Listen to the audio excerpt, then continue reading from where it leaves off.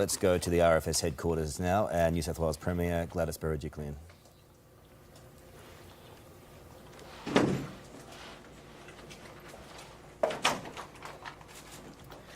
Good morning, everybody.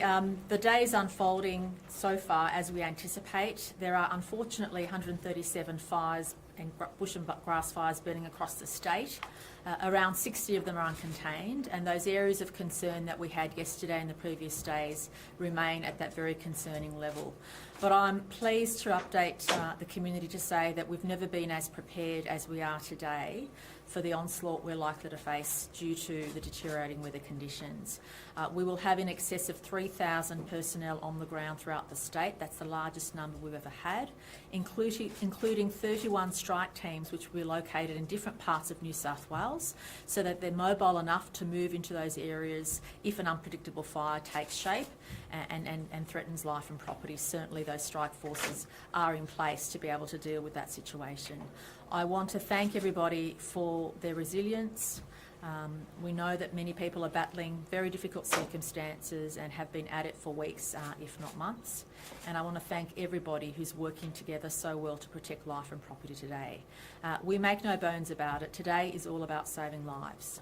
Today is all about saving lives. And I want to thank everybody, every member of the community who's taken the advice of our experts, who've made the difficult decision to leave their homes, but it's a good decision because nothing is more important than protecting life, and that's what today is about. So we thank the community for listening, especially those that live or reside or have been staying in the so-called red zones, as we call them, where we expect the fire to continue today in a very uncontrolled way. So we please ask everybody to keep listening to the warnings. All of the major road networks in New South Wales, the Princess Highway, the Hume Highway, is still open, but we can't guarantee that beyond the next few hours. So there are still windows for people to get out if they wish to do so. And of course, in some situations, our emergency services personnel will be there to help you exit those areas which are of deep concern to us today. But I can't thank enough those people, those local heroes who opened up their homes and provided support to allow people to exit the areas safely. I can't thank enough all of our emergency services personnel who've often put their own safety at risk to go through dangerous roads and other locations to provide safe access for our residents. And I'm deeply grateful to literally thousands and thousands of people, could be tens of thousands of people, who've made the decision to change their location because of these warnings. And that is an outstanding effort by the community. Our experts are doing what they need to do, but the fact that the community has responded in such a positive way is very encouraging. And I also thank everybody for their patience. We know that for some of you the exit took longer than you would have hoped, but certainly we're just pleased that everybody who's wanted to get to a safe destination has been able to do that. Commissioner? Thank you, Premier. As indicated, we've still got more than 100 fires and more than half of those are not contained. We've got the priority focus areas that we've distributed through social media, on our website and through other media channels more generally. They are obviously focus areas, but not at the exclusion of widespread risk right across different parts of New South Wales. We know the fires we've got already, that's why we've got the focus, but what we need to be vigilant about today as well is that the prospect of any new fires that might start under these hot, dry, windy conditions. We are expecting right across the southeastern quadrant of the state particularly, temperatures to be right up into the mid-40s, low to mid-40s. That hot air is coming out of the centre of Australia. It's going to be particularly dry, so humidities are going to be very low. We're going to see the westerly winds, northerly winds turning westerly winds throughout the morning and throughout most of the day before we see a fairly volatile southerly change moving up the coast sometime late this afternoon and getting to places like Sydney not till late tonight. We are expecting to see those temperatures really start to set in and the winds start to set in over the next few hours right across the ranges and down to the southeast. Between 8 a.m. and 11 a.m. is where we're expecting to see temperatures really start to climb into those high 30s, early 40s, be accompanied with the hot, dry winds coming out of the west. At this stage, the southerly change through that part of the state, starting right down in the southeast corner of the state, is not expected to start moving or developing until something like 3 p.m. or 5 p.m. this afternoon. It's a little bit fluid at this stage, and we're working very closely with the Bureau today as we monitor and track and forecast its spread. Whatever time it starts, though, it's going to be a fairly slow change moving up the coast and may not get to Sydney until midnight, or there's potential for a couple of hours before that. But whatever the case, we're going to have a long day dominated by hot temperatures, dry atmosphere and winds coming out of the ranges. We're talking 40, 50, gusting 60 to 70 kilometres an hour from the west and northwest.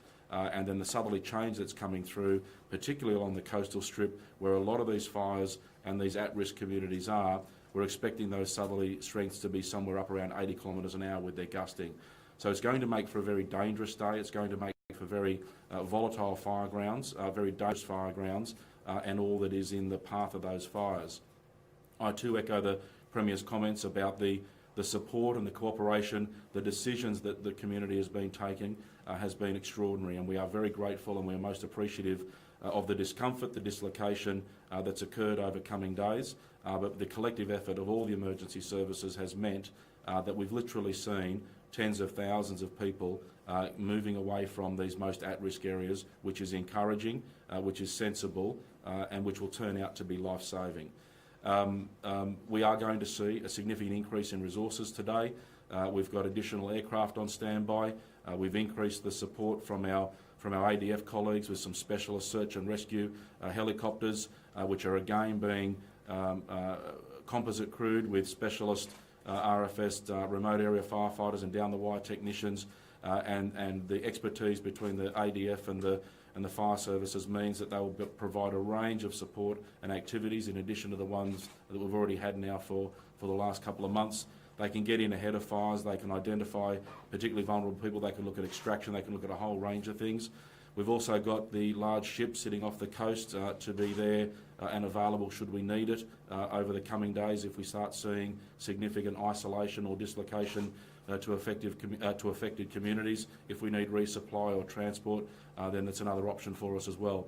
But most importantly today, we are going to see thousands of firefighters, thousands of emergency services personnel in the field, in standby locations at their stations or in predetermined areas to support any firefighting effort that unravels, or particularly new fires that unravel. There's something like 31 additional strike teams. Strike teams are teams of 5 firefighting trucks and personnel.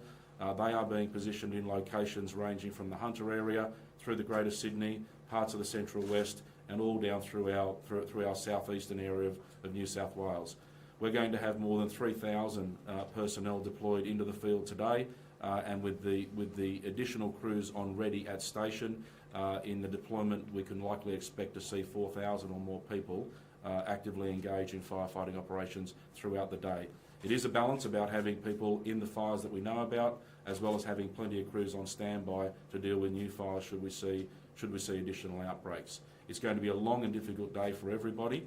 I applaud and thank once again all the fire and emergency services here in New South Wales, all our support partners from the Commonwealth and interstate. We've seen additional crews coming down from Queensland. They've had to relax in their conditions compared to what they were dealing with a few months ago. Multiple strike teams, firefighting personnel, Queensland, Northern Territory, and of course our continuing assistance from right across Australia, New Zealand and the United States and Canada.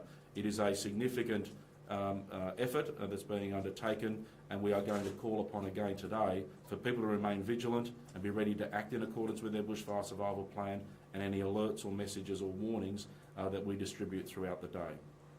Questions?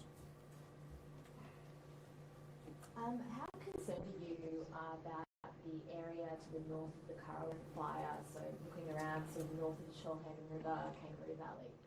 So that is an area that we've shaded. From the Premier and the Fire Chief there, and I think the main message that we're hearing is that today it's all about saving lives, and there was a line from the Premier saying that we've never been as prepared as we are today for what is coming for the onslaught. But we've just got a map here that we want to show you.